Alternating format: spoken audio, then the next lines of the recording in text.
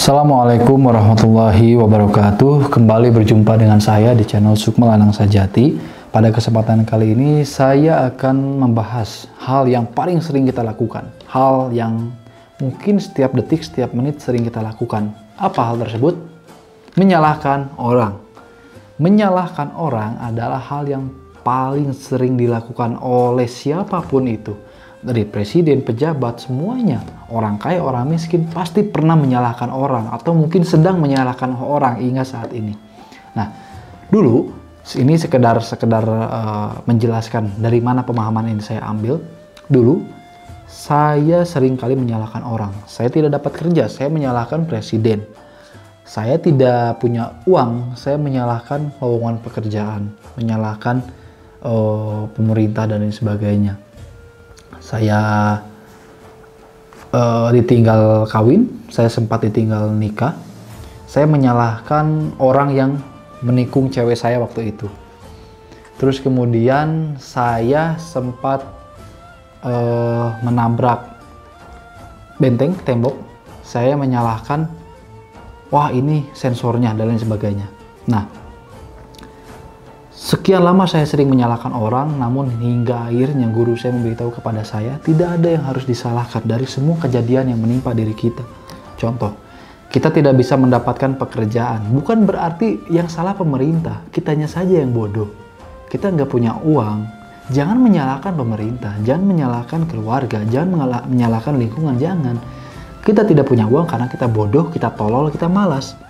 Toh untuk mendapatkan uang bukan hanya dengan bekerja, kita bisa berusaha. Gitu. Kita bisa berusaha, membuat usaha atau apapun itu, ya. Saat kita sakit, kita menyalahkan, oh ini gara-gara kopi dan lain sebagainya. Oh ini gara-gara teman saya nggak pakai masker dan lain sebagainya. Enggak, bukan itu penyebabnya. Penyebabnya satu. Penyebabnya imun Anda jelek dan Anda tidak pakai masker. Yang salah diri kita lagi, ya. Jadi tidak ada yang harus disalahkan, apalagi menyalahkan Tuhan, menyalahkan Allah, nggak ada yang harus disalahkan. Nah, lalu bagaimana jawabannya? Kalau kita nggak bisa menyalahkan seseorang, kita tidak bisa menyalahkan orang lain, lalu jawabannya apa? Apa yang keburukan-keburukan, kemudorotan yang terjadi di dalam hidup kita itu salah siapa? Ya salah kita. Kita sakit bukan karena penyakit, tapi karena imun kita lemah. Imun kita lemah karena kita jarang olahraga. Kita jarang olahraga, kita tidurnya kurang, makanan tidak sehat, dan lain sebagainya. Ya akhirnya imun kita lemah dan kita terserang virus. Kalau imun kita kuat, kita senang olahraga, tidur kita cukup, dengan makanan-makanan yang bergizi, maka virus pun akan kalah dengan sistem imun kita. Begitupun dengan hal-hal yang lainnya. Misalkan nih contoh, ada teman-teman yang ditinggal menikah oleh pasangannya. Bukan berarti yang salah pasangan Anda, bukan karena pasangan Anda ini bodoh, bukan, tapi karena memang Anda yang salah. Kenapa Anda miskin? Kenapa tidak punya motor? Kenapa tidak punya mobil? Kenapa susah diajak menikah? Itu salah Anda, ya. Jadi jangan pernah menyalahkan orang lain atas apapun yang terjadi di dalam hidup kita. Karena jika kita berpikir baik-baik, semua yang terjadi di dalam hidup kita karena kita sendiri. Kita kecelakaan, yang salah bukan orang lain, yang salah bukan lampu merah, tapi kenapa kita tidak hati-hati? Ya, kenapa kita tidak hati-hati? Saat kita misalkan jalan, tiba-tiba kita menginjak beling, paku, kaki kita berdarah, yang salah bukan orang yang membuang paku sembarangan, tapi salah kita. Kenapa tidak hati-hati jalan? Kenapa kita tidak melihat jalan? Kenapa kita tidak pakai sandal? Kalaupun sudah pakai sandal masih tertancap paku, kenapa sendalnya tipis? Yang salah kita lagi. Itu pemahaman dari guru saya. Jangan pernah menyalahkan orang lain, karena hakikatnya semua yang terjadi di dalam hidup kita itu adalah karena kita sendiri. Usaha kita bangkrut bukan karena Allah, bukan karena Allah, tapi karena manajemen Anda bodoh. Itu saja. Saya tidak pernah menyalahkan Allah. Sejak saat guru saya berkata demikian, saya tidak pernah menyalahkan Allah. Saya tidak pernah berkata ini ujian. Enggak. Masalah ujian, azab, musibah, itu outputnya. Jadi begini maksudnya, saat kita usaha kita bangkrut, itu bisa jadi azab, bisa jadi musibah, bisa jadi ujian. Kalau setelah usaha kita bangkrut, kita lebih baik ibadahnya, lebih taat ibadahnya, lebih rajin sedekah dan zakatnya, maka itu adalah ujian.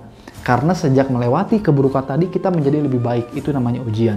Kalau kita menjadi lebih buruk yang asalnya kita suka sedekah, tapi karena bisnis kita bangkrut tiba-tiba kita tidak pernah bersedekah, itu artinya azab. Karena ada penurunan level diri di situ. Dan kalau level diri kita tidak ada peningkatan, tidak ada penurunan, itu namanya musibah. Jadi masalah musibah, azab, dan ujian ini itu urusan batin, bukan urusan lahir. Nanti kita bahas ya soal makom lahir dan makom batin. Ada bidang lahir, ada bidang batin. Itu tidak bisa disatukan. Ya. Nah seperti tadi, musibah, azab, ujian, ini makom batin. Makom lahirnya ya karena kita bodoh, kita nggak bisa memanajemen usaha, akhirnya bangkrut. Nah, musibah yang terjadi di dalam hidup kita bukan, oh ini Allah sudah memberi ujian. Bukan, itu karena lu bodoh, itu karena ente salah manajemen. Gitu. Wah, kenapa ya saya sudah tua penyakitan? Itu karena salah kamu, tidak olahraga waktu muda, tidak menjaga kesehatan waktu muda. Bukan Allah yang salah. Jangan mentang-mentang, oh saya umur sudah tua sakit-sakitan, ini ujian dari Allah. Bukan ujian, jangan kepedean. Toh banyak yang tua-tua tapi masih sehat. Itu artinya yang terjadi di dalam hidup Anda adalah ulah Anda sendiri. Itu ada di bidang lahir. Kita sakit karena kita jarang olahraga, akhirnya sakit, itu bidang lahirnya. Bidang batinnya, kesakitan itu memberikan kebaikan, memberikan keburukan, atau malah tidak memberikan apapun kepada kita. Itu bidang batin. Kalau memberikan kebaikan, itu jadi ujian. Kalau memberikan keburukan, itu jadi azab. Kalau tidak memberikan apa-apa, itu jadi musibah. Ini bidang batin, ini bidang lahirnya. Ya karena itu tadi, karena kita tidak olahraga, nggak menjaga kesehatan, makanya sakit. Hasil dari sakit tadi, hasil apa nih? Begitu kita sakit, itu hasilnya apa? Baik, buruk, atau tidak ada hasil apa-apa? Itu adanya di bidang batin, di makom batin adanya. Jadi harus bedakan ya antara makom lahir dan makom batin. Ada bahasan lahir, ada bahasan batin. Gitu. Nah, contohnya tadi di bahasan lahir, saat kita mendapatkan banyak keburukan, itu bukan salah orang, salah kita sendiri. Salah kita sendiri. Seperti misalkan, oh kita menabrak kursi. Lalu kita ngomong, oh itu kursinya disimpan di tengah jalan. Kalau kita hati-hati, mau kursinya disimpan di tengah jalan sekalipun, kita tidak akan nabrak kursi tersebut. Gitu. Misalkan nih, kita tersengat listrik. Kalau kita hati-hati, kita tidak akan tersengat listrik. Sekarang banyak kan yang tersengat listrik nyalahin PLN, nyalahin, oh ini karena kabelnya nggak bener, dulu yang bangun rumahnya nggak bener. Bukan, itu bukan salah dia, tapi salah ente. Coba meskipun orang yang bangun rumahnya nggak bener, bangun bangun saluran listriknya nggak beres, kalau kita hati-hati kita nggak bakal kesetrum, meskipun orang lain sudah nyata melakukan kesalahan, gitu loh. Seperti halnya tadi kasus kursi ya, begitu kita nabrak kursi kita nyalahin orang, kenapa nyimpen kursi tengah jalan? Lah, kalau kita jalannya pelan, kita hati-hati, meskipun kursinya tengah jalan itu nggak bakal ketabrak, gitu. Jadi yang sekarang susah kerja, jangan menyalahkan Allah, jangan menyalahkan manusia. Salahkan diri Anda sendiri. Kenapa saya susah kerja? Oh mungkin karena saya bodoh. Oh mungkin karena saya tidak punya keahlian, saya tidak punya basic. Oh mungkin karena memang pabriknya tidak sedang membutuhkan karyawan. Kenapa nggak seperti itu? Coba berpikir seperti itu. Kalau kita memikirkan orang jadinya dongkol. Hawa kita, energi kita menjadi negatif. Saat diri kita menjadi negatif, semua hal-hal yang buruk akan ketarik dan akan datang kepada kita. Oleh karena itu tetap berpikir positif meskipun keadaan tidak memungkinkan Anda untuk berpikir positif.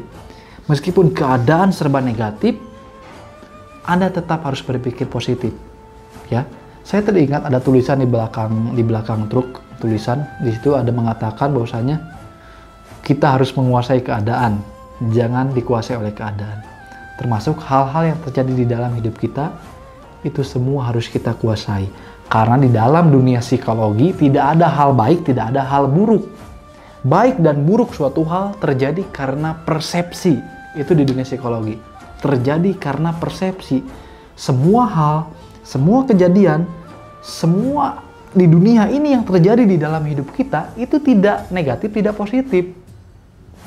Contohnya apa? Kita kecelakaan di jalan. Kalau kita ngomong, wah ini gara-gara yang nyimpen kursi nih tengah jalan, nggak bener, makanya saya nabrak. Jadinya negatif kejadian tersebut. Tapi kalau berpikir kita, oh karena saya tidak hati-hati, karena saya ngebut, akhirnya saya menabrak kursi tersebut. Jadinya positif outputnya. Nah, Jadi di dunia psikologi saja, hal baik dan hal buruk itu tidak ada. Semua ada persepsinya. Yang menentukan suatu hal baik atau suatu hal buruk itu adalah persepsi kita. Makanya di dalam agama Islam ada yang namanya husnuzon. Husnuzon adalah akidah dan ajaran agama Islam yang paling indah. Kenapa paling indah? Karena husnuzon mengajarkan kita untuk selalu berpikir positif. Selalu berpikir baik. Apapun keadaannya kita harus berpikir baik. Dan ajaran husnuzon ini bukan hanya diajarkan oleh agama Islam. Bukan hanya diajarkan oleh agama Islam. Di agama-agama lain, bahkan agama-agama yang tidak terkenal. Di Jamaika ada agama Rastafari. Mereka menyembah dewa dan mereka meyakini dengan menghisap ganja itu akan mendekatkan mereka kepada dewa mereka. Mendekatkan mereka di dalam titik spiritual tertentu. Dan mereka mempercayai adanya agama cinta. Agama sekecil itu, setidak terkenal itu, bahkan agama yang tidak terekspos. Agama pedalaman saja mereka mengenal tentang baiknya berpikir positif. Kita sebagai orang Islam, agama terbesar di dunia, kenapa tidak bisa mempraktekkan hal tersebut? Kenapa kita kalah dengan orang-orang Jamaika? Kenapa kita kalah dengan orang-orang Afrika? Kenapa kita kalah dengan orang-orang yang menghisap ganja? Mereka di luar sana berpikir positif karena mereka meyakini saat berpikir positif akan mendatangkan banyak kebaikan. Bukan hanya agama tersebut, bahkan orang-orang tidak beragama sekalipun di negeri-negeri barat, mereka tetap berpikir positif. Makanya ada ajaran, ada pemahaman law of attraction. Makanya ada pemahaman giving and taking. Itu ajaran-ajaran berpikir baik semuanya. Bahkan orang yang tidak beragama pun mengajarkan hal tersebut. Nah, pertanyaannya, jika orang yang tidak beragama pun mengajarkan hal tersebut, mempraktekkan hal tersebut, kenapa kita orang Islam, agama terbesar di dunia, tidak mempraktekkan hal tersebut? Sekian dari saya, kita bertemu di video selanjutnya. Assalamualaikum warahmatullahi wabarakatuh.